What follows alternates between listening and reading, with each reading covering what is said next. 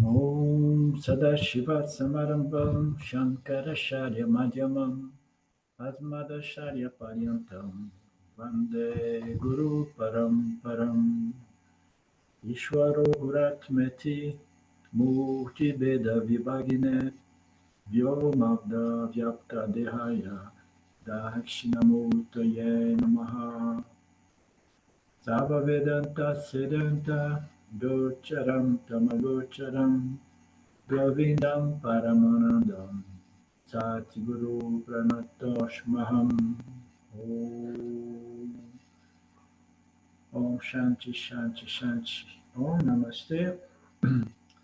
Welcome. We are seeing the 11th chapter uh, at the beginning, in which Arjuna has made a request. After long description of the glories of the Lord, the beauty of the Lord, and how to see the Lord all around, and using all these symbols of the Lord, which means ultimately there are so many symbols that one comes to the conclusion that the entire universe is a symbol. And then, since everything is a symbol, you do not need to use singular specific symbol because everything. And then slowly, slowly, we drive into the vision, cosmic vision of the Lord, Vishvarupa vision, uh, which is what Krishna was teaching to Arjuna.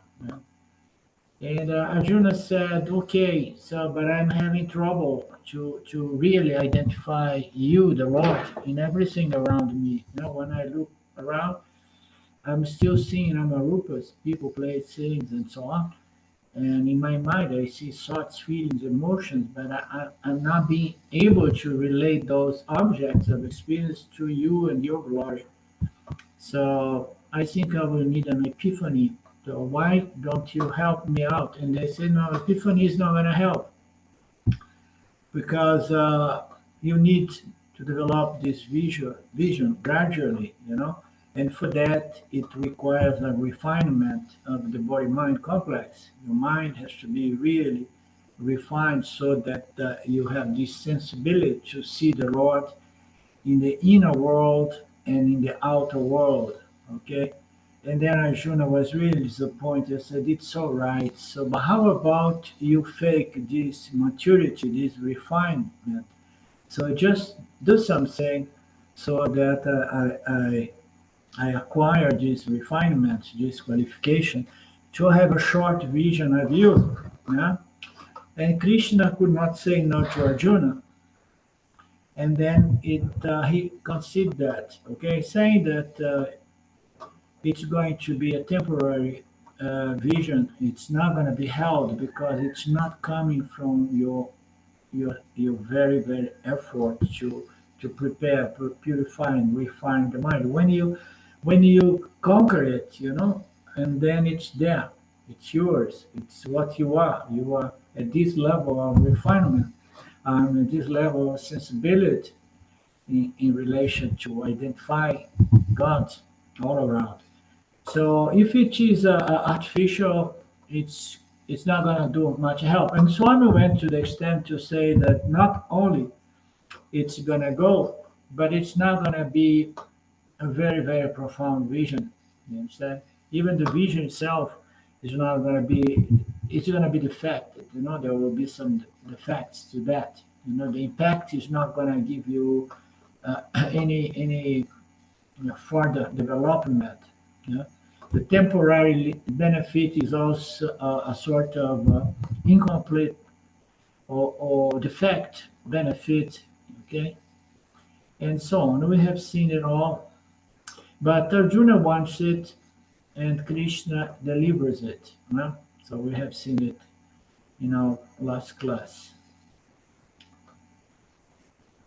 Swami said it's as if Arjuna was asking for a special pair of glasses so that he could see the Lord. Uh,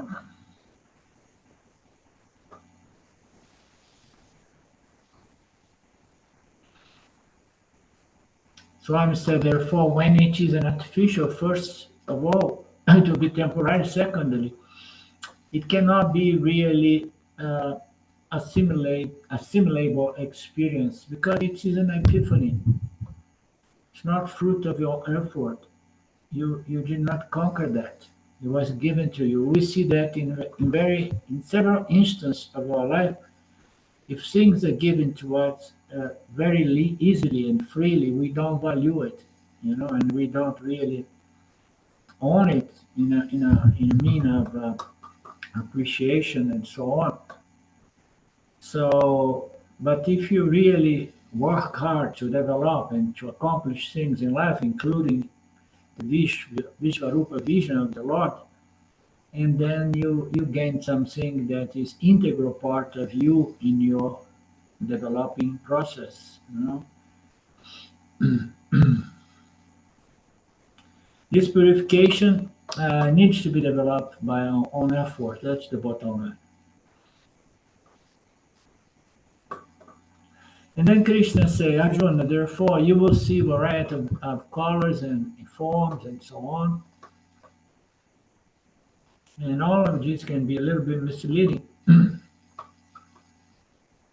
because it's not that you're going to find an entity with variety of colors and forms and so on, with all those symbols of Shiva with several heads, some other deities with several arms and so on. So you should understand carefully. You're going to see all the colors and forms of the universe as my own body, my own manifest physical body. It's not a particular form, but it is what is already in here, but you are not realizing that I am not apart from my creation, therefore you see me as a creation. All beautiful colors, those are all my glory.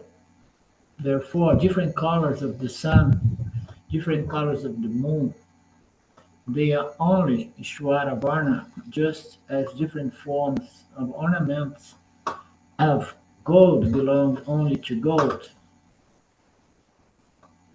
So when we see varieties of colors, we should know that all colors are but different expressions of the Lord. So Sri Rudram described Lord Shiva with various hues and colors. What is hues? Hues are sort of the tones of the colors. In what different color? Thank you, Lynn. And what different colors? And then Swami describes some of these colors. Those are not new colors. It's not transcendental colors. It's not spiritual colors. Not extraordinary color, ordinary, you know, life we see around us, but we see it just as matter, as energy, as thoughts, as feeling, as object. Because Sri Runda, that all the early morning boys and girls to get up early in the morning because others do not wake because of that habit. So they want the children to go and see the sunrise. So in even that, it reminds me there was a time at the beginning of my relation with my first guru. I moved from Rio de Janeiro. I went to the state of Bahia, and then I was living on a small village in a paradise place with beaches and so on. We used to go every morning to see the sun rise, But yet, I was just there.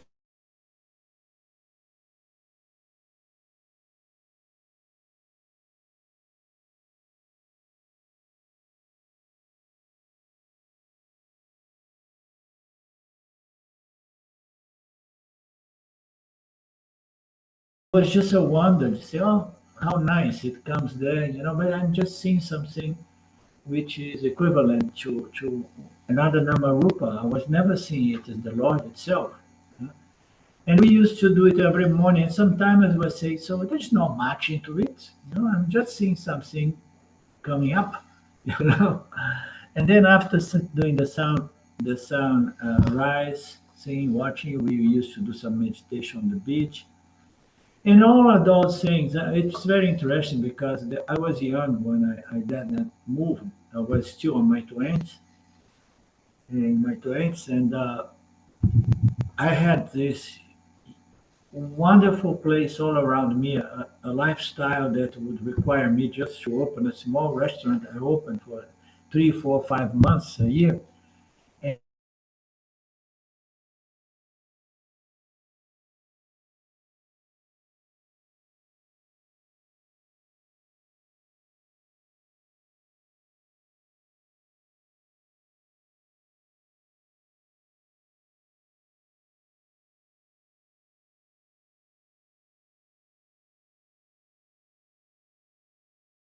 going through stress and to learn some certain lessons, and somehow, develop some purity and refinement through the stress, the day-to-day stress of life. And then we begin connecting the dots. I don't know how it's so amazing to see that some of us develop refinement and maturity in spite of having to go through so much, pleasure and pain in the world.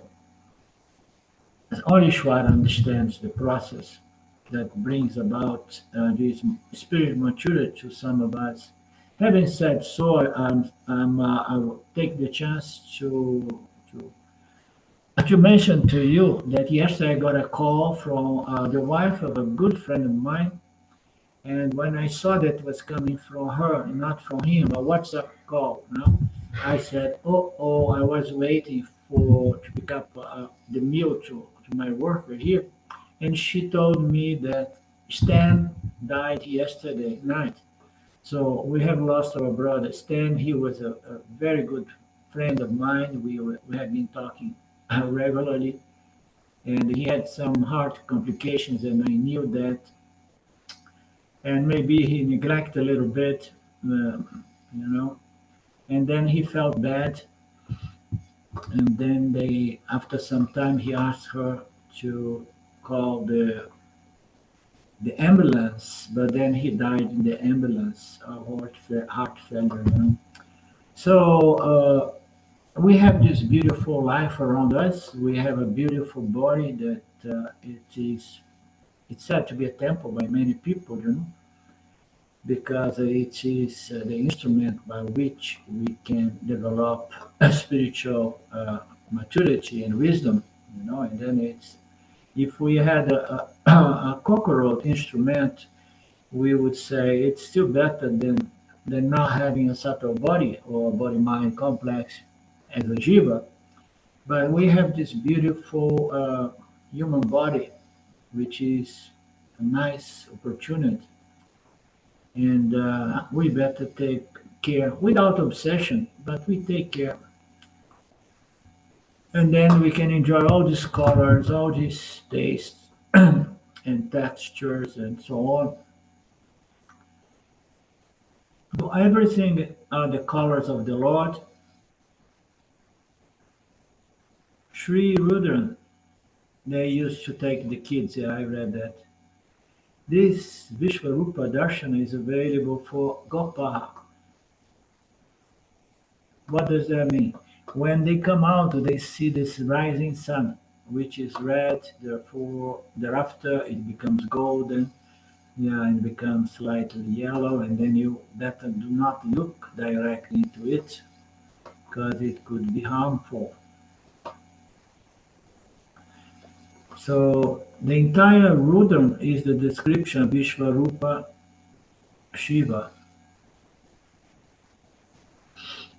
Okay. So do you, any of you know this Rudram? Rudram seems to be a kind of a book or text, right? Forgive.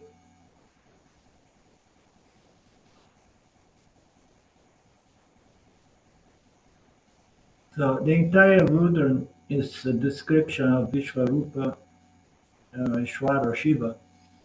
talking about the colors of the leaves of the trees, the colors of yellowing leaves, and then a dark yellow dry leaf as it falls and begin and it takes the sun. Everything it offers so much to us, and somehow we are either over busy in our minds or over busy with our activities, and we miss out. Yeah? More often than not, we miss out to see the beauty around us because we are like trying to accomplish something and we are just cruising through. You'll say, I have to do this, I have to do that, and blah, blah, blah. Right, Lynn? Yeah, it's part of life, our nature. And the green color, what are the green colors? It's so beautiful. Lord Shiva's colors. The Lord with green hair. So, what is this green hair? All the trees in the Amazonia, and also in the Northwest, the evergreen trees. So everything is the Lord, and it's beautiful, and it's alive. The planet is alive. We know different colors, and we're not talking about these dyed colors that these kids nowadays do to their hairs. We talk about the hairs of the Lord in the taking from the vegetable rain. So when I'm seeing a forest or a green tree, my mind should appreciate it. Is put should appreciate it that I'm seeing the this beautiful you know hair of the Lord, Vishvarupa, different colors, and not new colors. This is good. It's not new colors. It's just what it is. Ordinary is a word that James likes to use. Everything is ordinary that has to be transformed in divine as we gradually develop this refinement, mental refinement, this spiritual vision, wisdom that makes us sensible to see the Lord. So he reminds us the example of this Indian sweet, the laddu. So somebody gives a laddu, you you taste it straightforward, but before you put in your mouth, you try to put in your mouth before somebody say, "Oh, wait, wait, wait! Jesus from a certain temple, and this was blessed in Tirupati." So the sweet is still the same. There is no physical change in the laddu, but it becomes divine because it was blessed by a temple or in a place. Okay, and then we you start saying like, okay, Jesus is a divine laddu, but in fact, every laddu is divine. So in order to appreciate the divinity in everything, we need to have a special mental state, which mind which is impregnated with devotion. That's very beautiful. Refinement, sensibility, and is what brings about the fragrance of appreciation and devotion and reverence to everything as Lord's bodies, Lord's body. When I look at you with different colors and dress, what I'm seeing.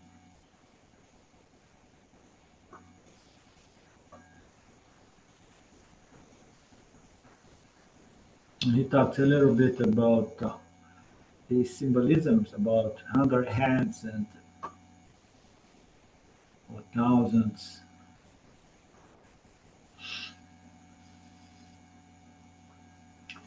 So Shiva has many heads, yes. He have even heads in the shape of cockroach heads. They have heads as well. I have a thing with cockroach. I'm trying. I take it as a huge challenge, to see God in the cockroach. So Pasya Dityam Vasu, variety of devatas you see in the creation in the form of various natural forces. So the elements and the force, even every devata represents one natural phenomenon only. So Patya, Dityam, Vasun, Rudram, all of this goes all together with those common. The Asavasas, okay, I lose it. We symbolize them as various devatas. Okay, so natural force must probably. You haven't? Did you do a homework of translate what these natural forces are? Pasya, Dityan, Vasu. Yeah. These are 8 elemental deities. Uh, water, the pole star, North Star, I guess, the moon, the earth, the wind, fire, dawn, light. Okay, so there is wind, there is fire, and dawn. What is dawn? Dawn is the Rising dawn. sun, And brilliance of the right. rising. Okay. So again, more symbols of the Lord. But in Brihadaranya Upanishad, the question is asked, what are the Vasus? And Brihadaranya says, 8 natural principles you can understand. Agniska, Agni Tattva.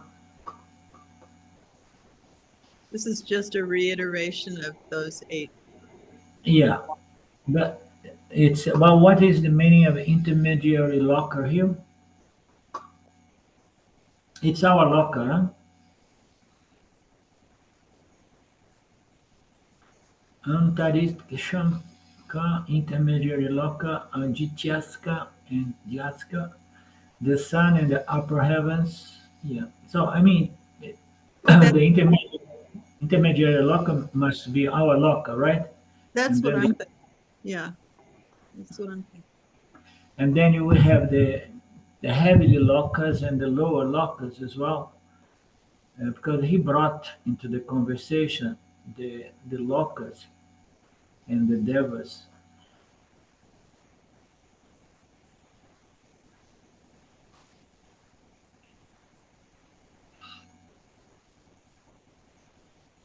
The sun, the moon and the stars are the 8 vasus. Therefore, Krishna says, may you see the 8 vasus in my Visvarupam. And then 12 Adityans. They are nothing but the sun god obtaining in the 12 months of the year. We have seen this concept recently, because the sun changes from months every month. Divadaza Mazaratada Brihadaranyaka. So this sun God obtaining in 12 months. Why we describe the sun in 12 months? We heard about that, Swamiji. In each month, the sun has got different attributes, powers, or properties. The sun of May and the sun of January, they are different. They are they are the Divadatsa, Adhyata Devata. May you see Adhyatas, may you see the Vatsus, and may you see the Rudras, the Kadatsa Rudras, Brihadaranya, Brihadaranya. The question is asked Katan Rudra, and Brihadaranya answers as well. What is the answer? In all of them, and all of them belong to me. The 10 sense organs along with the mind are called the Rudra Devatas. Okay. 10 sense organs along with the mind are called the Rudra Devatas. And all of them belong to whom? Vishvarupeshwara only. Therefore, may you appreciate the Adityas. May you appreciate the Vasus. May you appreciate the Rudras. May you appreciate the Asvini Kumaras and so on.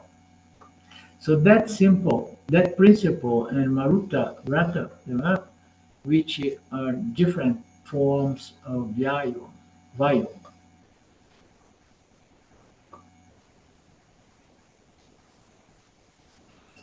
The problem is we don't have much time to stand and look at the stars and look at the sun, and we have such a busy lifestyle. Maybe it has always been like that. Three categories of people, the very lazy one maybe can look around, but they don't have a refined mind to see the beauty. But then we have the Rajasic people that are running around with no time to even stop and look at things.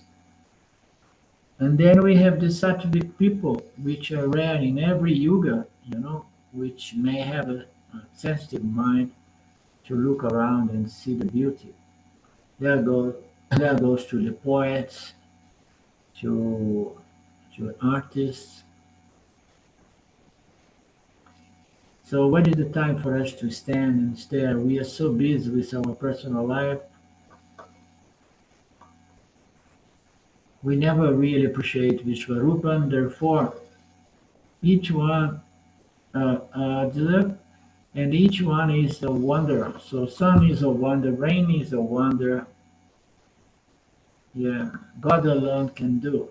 We see the rain. We had our first rain the other day. It was beautiful and strong, and I could like, oh, how wonderful! Oh, the smell and the trees are so happy. And then when it gets too much, and then you don't appreciate it so much anymore. So that's us, human beings. We have our likes and dislikes that change. And the rain is such a wonder that only God can create rain. Artificial rain does not exist, Swam says. There was a talk some decades ago suggesting that we had the technology to create rain artificially, but it's not the one because it's not the truth because they need to have a clouds. They had a certain technology to precipitate the fall of the water in the clouds. And even that may not be a very precise and technology, but anyhow, only God knows how to do everything.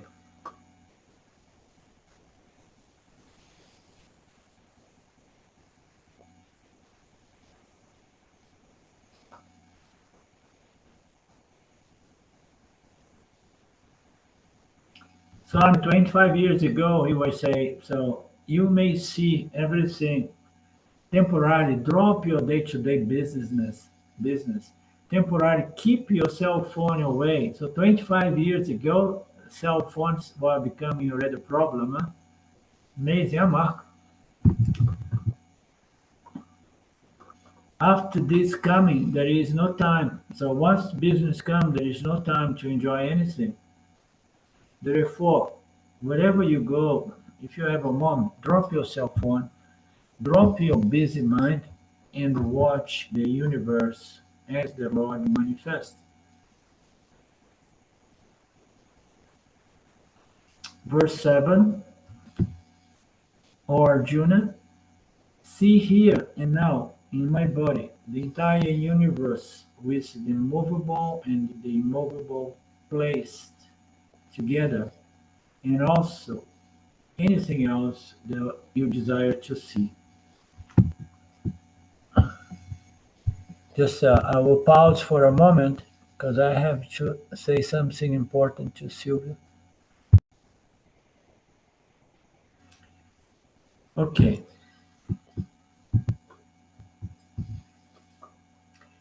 see here now in my body, the body, the universal, the cosmic body of the Lord, in which there are inert beings and movable beings. So Inert beings.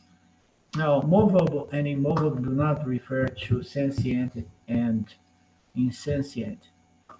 It remains to it refers to jivas that are stuck in the ground, like every jiva from the vegetable realm, and the animal uh, jiva that moves around. And we have to remember that we are also animal. We move around. So we are movable jivas, human jivas.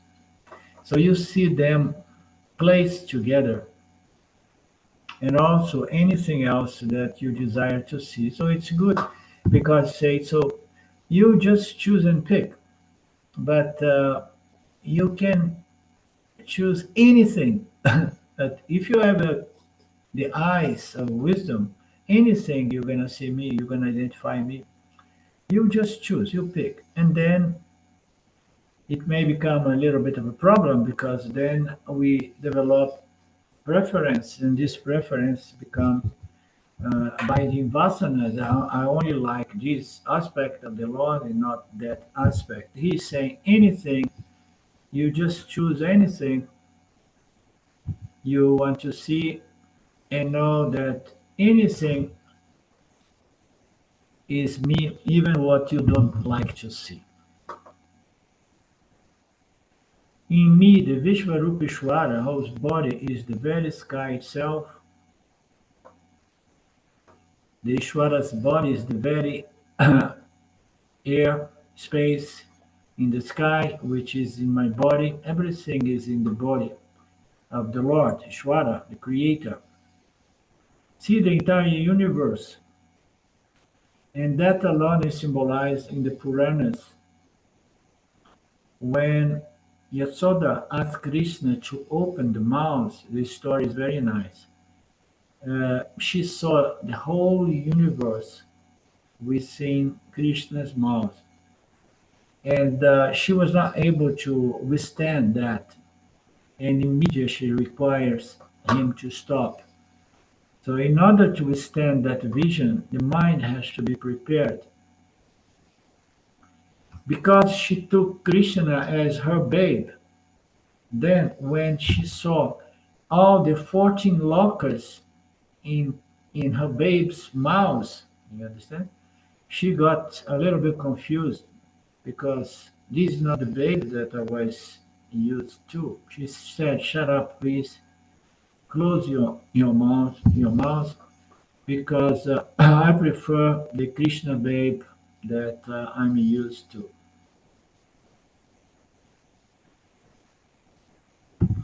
So this is absolutely important. How can a small mouse like my babe Krishna contain the entire cosmos?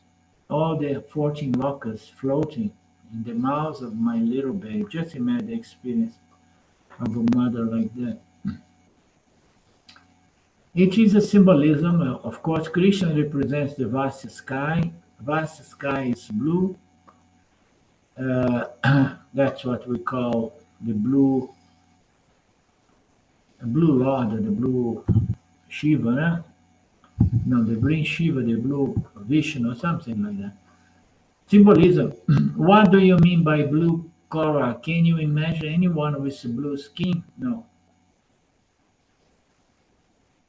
So none of these refers to a person or a deity in the form of human being with certain characteristics like all the colors and all specific beautiful colors which are not common to deities. Even though deities we can project any color we want to them, and therefore there are deities which are blue or green and pink. I guess all, any and all colors there will be there some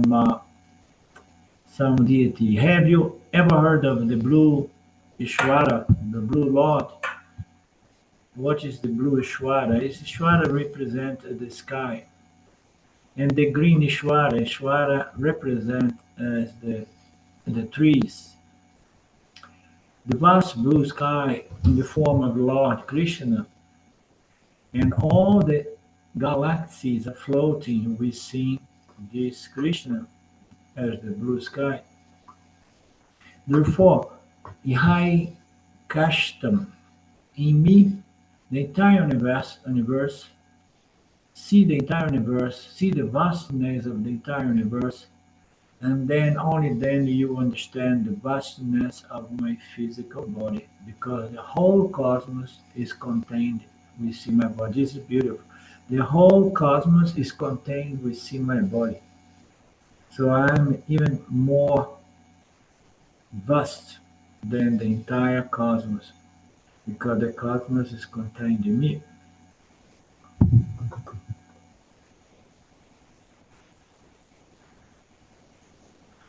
So I'm sad that last week a student, I do not remember who was that student, but he gave me a cutting. So I just read it. I read through it. It's very interesting. Right up. I will read only the first paragraph. This is description of Vishvarupa, the universe. So when we visualize the universe, it's a wonder. It's thrilling. And this student is a scientist. He's not a real bhakta at all. But being a scientist, he could present a picture of the Lord as the cosmos on a scientific manner. The student said, just think of the universe as a puff of dust, about a meter in diameter. Visualize a puff of dust as the entire universe, which is 1 meter only, about a meter diameter. Every dust grain in 1 meter. So how many grains will be there? Every dust grain in 1 meter diameter, uh, elliptic kind of form. So every dust grain in that galaxy is a galaxy within that universe. Every small dust is one galaxy. He says it is a galaxy. You know what a galaxy is. A galaxy is a cluster of stars that somehow by gravity clusters together, which is millions of light years away from us and from each other, I would say, from one another. And you know what is a light year? It's a distance traveled by light during a period of 1 year. And they talk about millions of light years distance between stars, which come together to make a galaxy. And it's mind blowing, mind boggling. So you know what is a light year? Yes. And do you know what is the distance? Yes. So by light in 1 second, 3 million years. Uh, so in 1 second, it travels. So in 1 year, go and calculate, and then like that, so many light years is this distance of one galaxy. Stars in we see in one galaxy, I would say, like that billions of galaxies are there. Billions of galaxies. Imagine that is just a dust. And we here, we live in a rather ordinary uh, star, how you say? We call it here in our planet, we have our Solar system? solar system. We live here in a small planet around a very ordinary system, ordinary star that we call our solar system. Among millions of galaxies, there is one galaxy called Milky Way. And in Milky Way, there are millions of stars. And in our sun is one ordinary star, which is a member of a rather ordinary galaxy, somewhere insignificant in the puff of dust. Every night we are shown that the universe has a beginning, but most of us simple regret. use or enjoy the dark without perceiving. Every night we are shown that the universe has a beginning. I don't know what the guy meant by that, but most of us simply regret. We Could he mean, use, could he mean simply forget okay, and miswritten or something?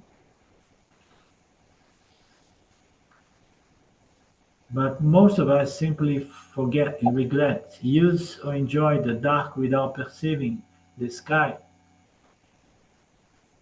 that brings knowledge. If you are willing to learn from darkness, he says, even through so many stars are there, between the stars there is a vast empty space, a huge space. Then what must be the size of the universe, the entire universe, which accommodates all galaxies and all stars in each galaxy.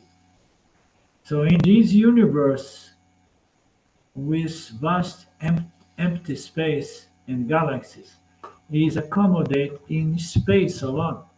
So what must be the size of the space? And that space is the size of the Lord. Meditate upon that. Very beautiful, huh? Very, very nice. I was thinking about Purva Janma and the size of Ishvara. And just because you think you've had previous lives, it doesn't mean they've been anywhere near an Earth life. It could be way out there in some other Yeah, galaxy somewhere. It's just really, yeah. I and have that no. and that Ishvara takes care of the karma of all of that. Yeah, it's unbelievable. It's such a mystery, huh? Life is such a mystery. The universe is a mystery. Everything is a mystery. The other day I posted something that I was answering something that some people sent to me. That the universe, life is a mystery to be lived. Life, no, it was like life is a problem, and then somebody would say life is not a problem. Life is a mystery to be lived. So it becomes a problem, but fundamentally, it is a mystery. It's a problem because we fall into duality. We develop raga vesha, and then we want to control our experience. And all this spiritual wisdom serves the purpose to offset or neutralize this human tendency, so that we can see life as a mystery, as it is. We are never going to understand how it came about and what is the purpose. We may infer here and there that is a kind of a school that produces spiritual growth because we can see it, we can relate to that, and there are a lot of scriptural teachings that points to the fact that the mind survives the death of the physical body, and we have many cycles in which we can develop more and more spiritually, grow spiritually. So it seems to be a school. There's an American saying, I can't get it quite right, perhaps, but life doesn't happen to you, it happens for you. Yeah, Mm. that's pretty much that. Now we have those concepts in the scripture as well because the creation is there, and creation will be nothing without the creature. So fundamentally, it's a projectant so that we can interact. And what's the purpose? That brings about many discussions. What's the purpose of all of this? But it's here for us. That much we know. It's here before us. We don't know how it came about, but we try our best to make the best of it. So it takes us into the next file, Ishwara Darshana, the vision of the Lord, is the topic in the 11th chapter. but it requires a development of the third eye, or the eye of wisdom, or the divya kashu. You need to have two eyes in order to have Ishwara Darshana, or Ishwara vision, the vision of the Lord. You need your physical eyes, and then you need to have the spiritual eye, or the eye of wisdom, because then you can see. Oh, but you know, I was born blind, so I don't have my physical eye to see the outer world. They say, never mind. So you can take a look into your inner world and know that all of that is there, is the Lord. Okay, so you're going to be seeing thoughts, feelings, emotions, and all kinds of things. Know that all of that is the Lord. And if you know that all of that's the Lord, and then you have the mind, which is the eye of the inner world, and a refined mind that has converted the vision of the inner world into the vision of the Lord, Ishwara vision, Darshana. One is the ordinary eye, the other is the spiritual eye, the invisible eye, the eye of wisdom, the third eye, as we may prefer. For that, we need to prepare the mind, purify the mind, have to develop maturity, mental maturity. We need to get it through a properly informed mind, a religious mind. Many ways to put it. So informed mind is very good, because we live in the era of information. Information is all over the place, but there is so much rubbish that we don't know what to take anymore. And but there is a source of information which is called the Vedas, and our our sampradaya says that we can trust that source of information, because it was not originated by any jiva, any person. Okay, it's not something cooked up, as James at least used to say, by any person. Okay, it was revealed to the person, not cooked up by any person. So there is a source of information, which is Vedanta Upanishads, and that we can rely. And how can we say, no, no, I really trust this, in a position of trust or not trust some other personal views of this or that? You understand? So you trust this vision of the Lord as presented by the Upanishads and Vedanta, because it can be verified. And the Upanishad and Vedanta is never going to go into speculative topics, as as so, the nature of Maya, the the 14 lokas, and how things are going to be there. In the Vedas, we have some of these esoteric things, but when we come to Upanishad and Vedanta, we have the teachings that are totally based on logic, and the logic is based on examinations of our very experience of day-to-day life. So, and then you can verify the the validity of these teachings, because it's not a common knowledge; it's a knowledge that produces transformation.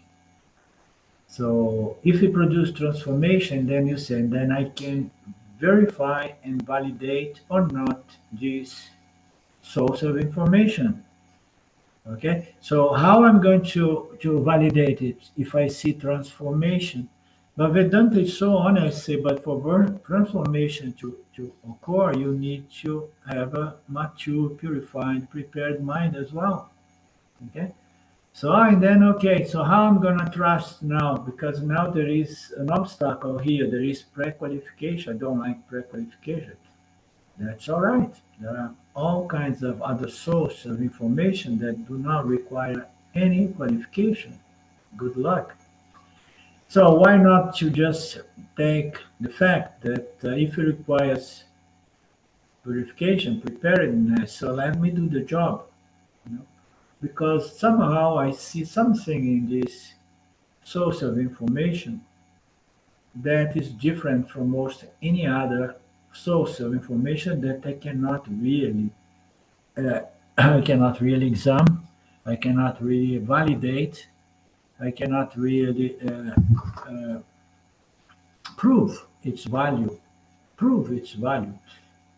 So there is an American expression: is the pudding, the proof of the boli, the pudding is in the tasting it. No? So you need to get the pollen. The pollen is the taste. The taste is inner transformation. Okay. So therefore, this informed mind is informed mind, a mind informed in the light of the revelations contained in the Vedas, in the Vedanta. Uh, this mind is going to develop the qualifications, the preparedness, the maturity to become a spiritual religious mind. And and then we need, therefore, within a purified mind comes uh, the the eye of wisdom, the invisible eye of wisdom, which is figuratively presented as the third eye, also referred to as Divya Katsu. Therefore, remember, Katsu means a refined mind. The eyes of wisdom has nothing to do with a physical eye, and has nothing to do with a mystical eye either.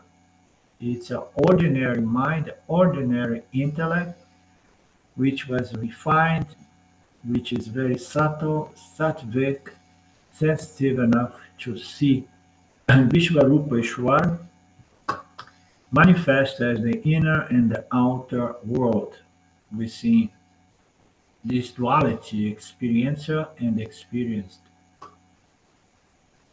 Only when we develop this, and then it can join together with the physical eye to bring about this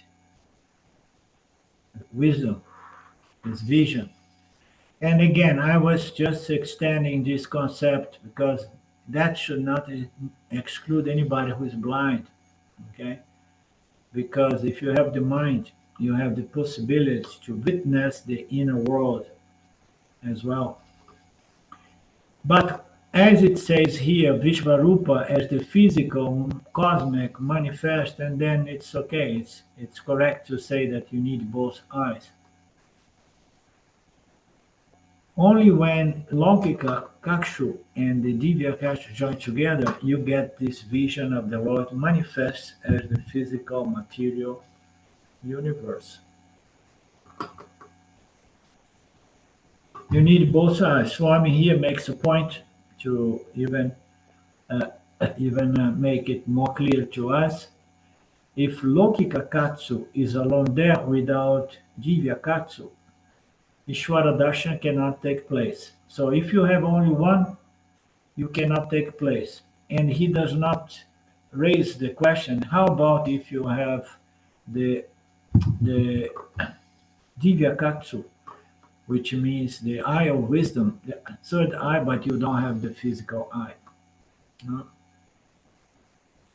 Because my take is that most probably there has been many, many Yanis and Mahatmas that were blind. Because if you are blind, chances are that you're going to be less distracted with the name, colors, and forms of the world. You're going to see the inner world, and you know, and if you get in contact because you have a good karma, spiritual karma working, playing for you, you're going to more easily do this research with the help of the scripture that you can hear from some guru.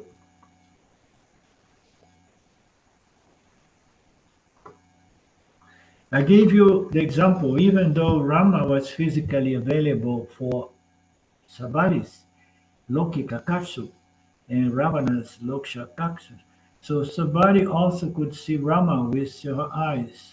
Ravana also could see Rama with her eyes, but only one of them see the Lord, because only one of them had the vision, the wisdom. So only one of them had the positive impact. Nothing happens to the other. Sylvia,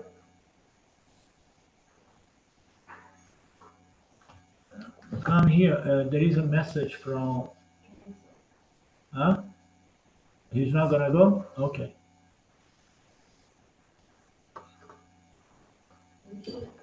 You don't need to look. You see his message. Okay. Thank you. No problem. Nobody watches this class. So Sylvia gets uptight because she likes the recording to be perfect, but it does not reach anybody. Only us. I gave you the example, even though Rama was physically available, no? Only one of them got the positive impact.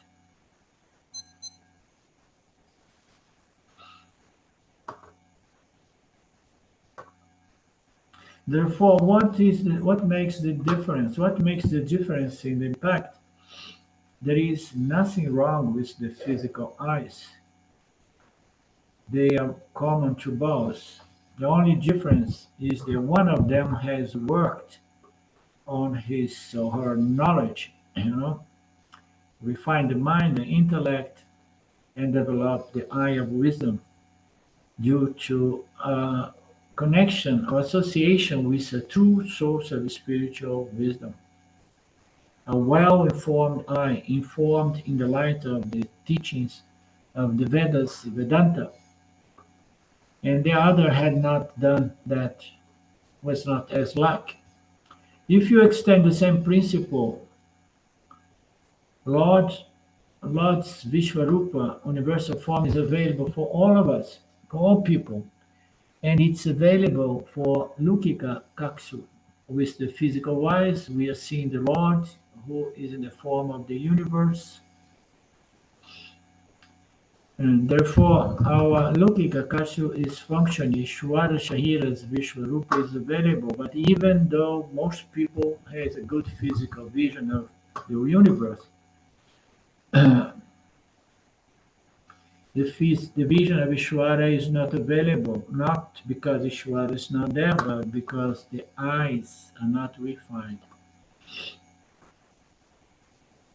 Eyes are the same, the people do not get the same impact because the mind is different. One was refined, the other was not.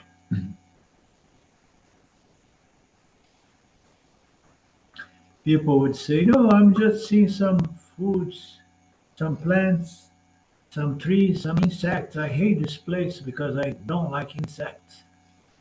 So if you do not feel like having Shwara Darshana, if you don't feel Ishwara Darshana if you feel Ishwara Darshana is just an illusion, it's just a fantasy or a myth, the defect cannot be in the in your physical vision eyes because it's there. The defect must be by Pariseya Naya. The defect cannot exist in your eyes in your mind. So eyes of wisdom is the mind. The mind is now refined in order to get the vision. Okay, the eyes are seeing this. The five senses are bringing all the data coming from the physical material universe, but the mind is not refined enough to convert all that integrate data into a vision of the Lord. It's a mystery. Even when we go into spirituality, it becomes even more refined. The same eye having the same vision of the same elements. One sees the Lord, and the large majority do not see any Lord.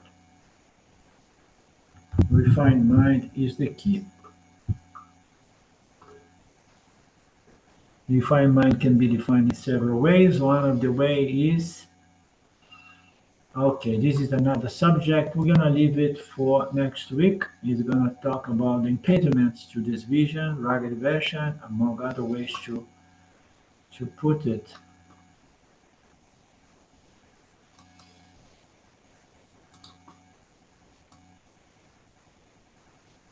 right?